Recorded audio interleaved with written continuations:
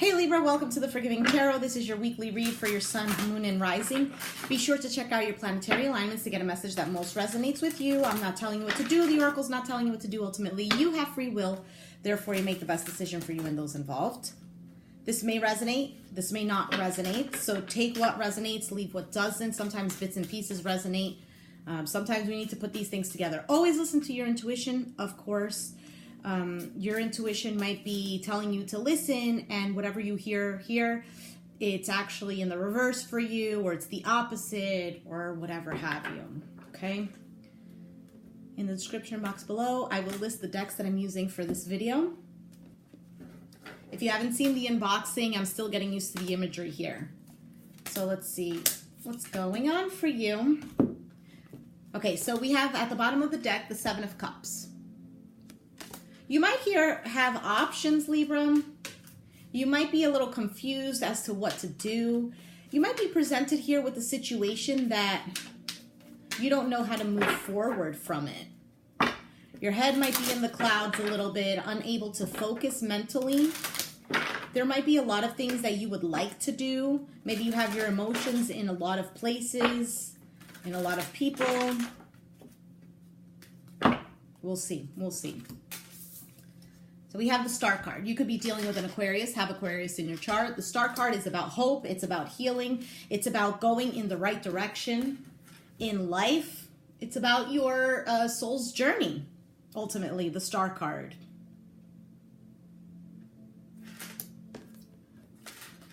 So then we have the Six of Wands. Yeah, Six of Wands. You might be getting attention here and feeling like a star. Feeling good. You might be feeling victorious. You might have a lot of options here, and it's making your ego inflate. Ego inflate. Let's see what else here. And then we have the Moon. Aries energy. This could, Aries, don't know why it said that. Pisces energy. Maybe you're dealing with an Aries. There is fire here. Maybe you have Aries in your chart. The Moon card, though, however, it's like the major arcana of the Seven of Cups because it's about confusion, fear. There might be something hidden here. We're going to clarify these cards here. There's also, I'm getting a lot of astrological attributions here. We got the star, we got the moon, and then the Six of Wands has a big sun. Right? Look at this. Big sun. And then we have up in the clouds.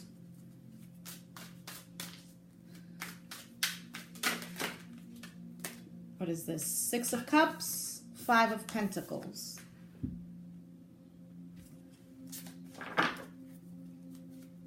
So you might have been confused because in the past you were left out in the cold.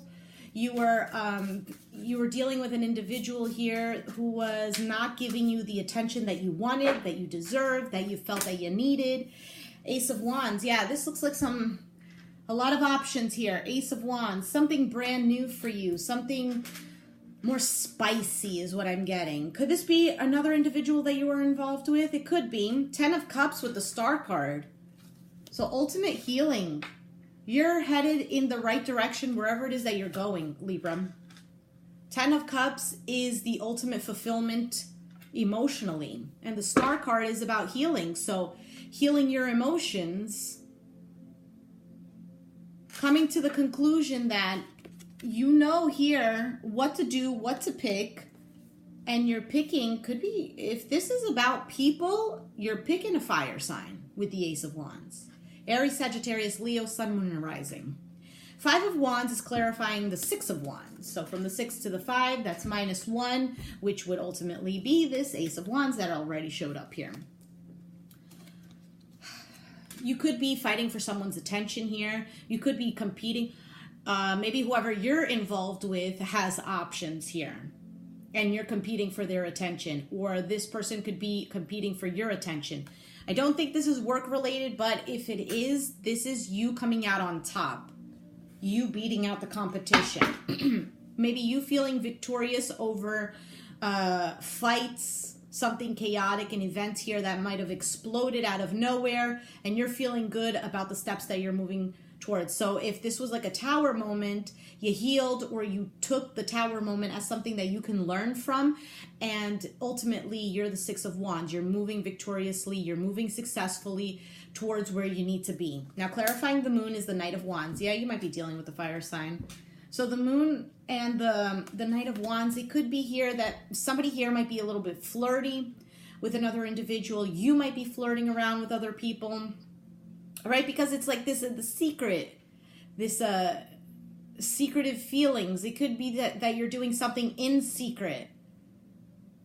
It could be that you might be confused on the actions that you need to take, but regardless of whatever the actions that you are taking, you're going to take the correct action. Let's get more on the moon card, please.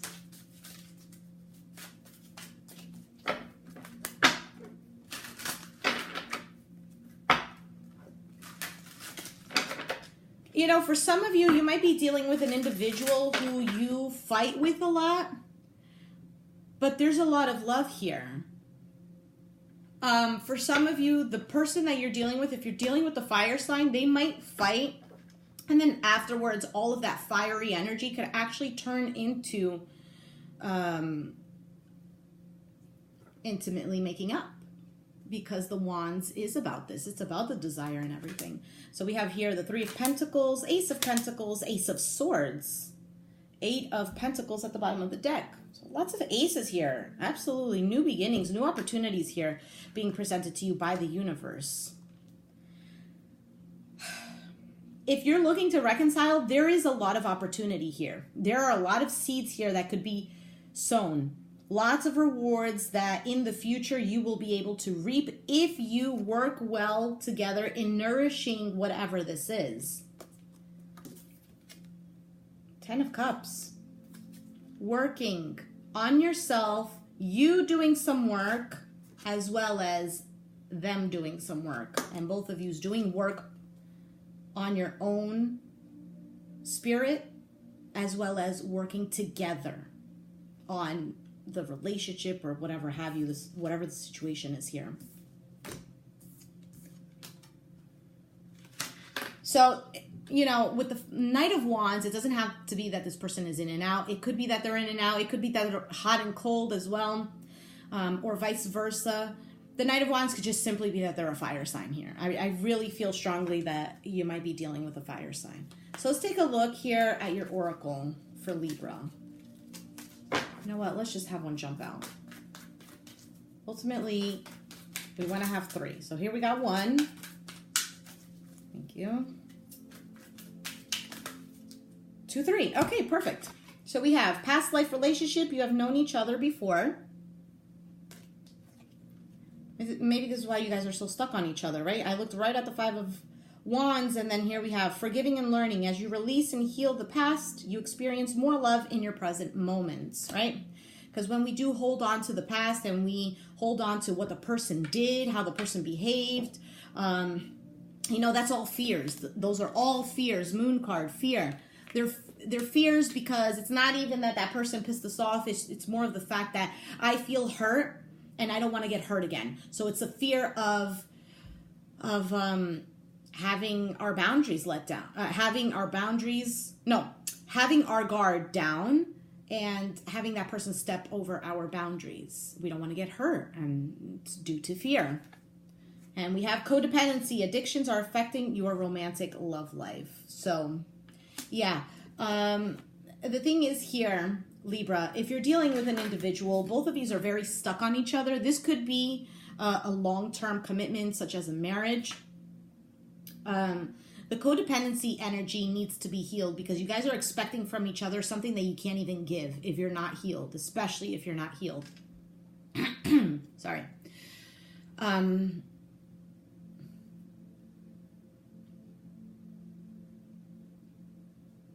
Just give me a second. Okay. So what it is, Libra, is that one person here is there's two different attachment styles here presented. One person is avoidant of avoidant attachment. I don't know if I'm saying this right. And the other person is anxious attachment or something like that. So one person, what they do is that they tend to avoid when there is conflict, when their needs aren't being met, or when they are not meeting the needs of the other person. They know it, but they avoid. They avoid because they're afraid that, I don't know, whatever happened in their childhood. The moon has to do with childhood trauma as well. I don't know what happened. Maybe when they were younger, they learned to avoid all kinds of conflict because that was them protecting themselves from conflicts. Maybe they were in a home, they grew up in a home when it was just constant bickering, constant fighting.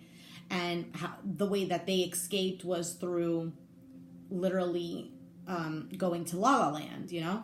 And then another person here in this relationship is very anxious that when there is a fight, they want to talk about it, they want to fix it, but the other person starts to avoid the situation. They maybe walk away, or maybe they get very violent, and that is a way that they show, or that is the way that they avoid it, because they know if they're violent or they know if they get loud that the other person might get scared and they'll back away.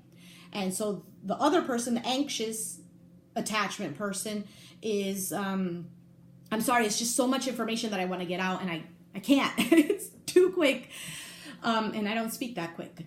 And the other person wants to fix things, wants to speak their feelings, but they get shut down every time because of the other person's actions, and they're too afraid to speak up. Or when they do speak up, this other person, it's almost like it never gets through. So now that this person walks away, or that they get really loud or violent, the anxious attachment style person gets very anxious, okay? How is this going to work? Now we're going to break up, or now we have to break up because I can't deal with this any longer.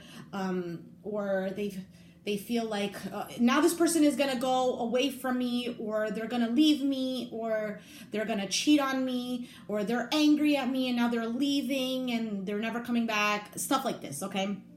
And this all has to do with learning to forgive, learning to actually also learning about yourself. How do you deal with these issues? You could do some journaling. I've spoken before in the past that I just recently created a page where I put out a weekly question, and you get the question, and in your own personal journal, you answer that question. So it's about getting to know yourself. So you don't have to do journaling. You could just think about it. Think about when you enter into these conflicts with this individual. How do you deal with it? How do you escape from it? And then think about maybe something in particular in your childhood that has affected you and that has been dragged along throughout your life. And really, when you are faced with that particular problem, you turn back to how you dealt with it when you were, 5, 3, 6 years old. I don't know. So take the time to get to know yourself, figure out what it is that you need to do to heal within yourself first, okay? Because you know what? Sometimes we can point the finger and say, no, the other person is the one that they need to fix themselves because they're crazy, they're lunatics, and all this stuff, right? And it's very normal that we think this way, that we say these things, but it's not about the other person, because you know what? If the problem already resides in you, the other person can completely change and you're still going to have an issue. And it's because it's within you. So heal within you. It doesn't matter if the other person changes.